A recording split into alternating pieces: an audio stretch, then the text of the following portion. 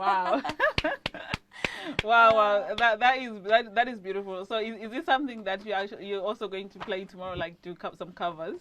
Yes, Tomorrow? I'm definitely going to do some covers. That one's my dad's favorite song on Ah. Facebook Live. But yeah, I'll definitely have a few covers lined up for tomorrow so people can dance and sing along.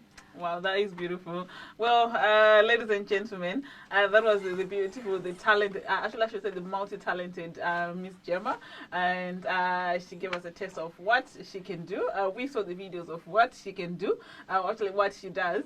So if you, tomorrow, do come out and support him.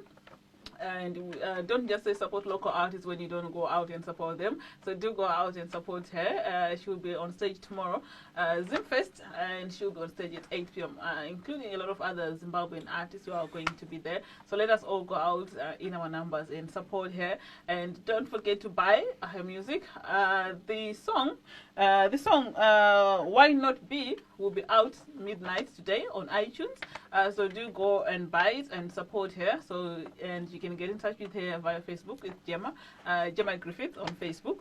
And you can, there's also her website.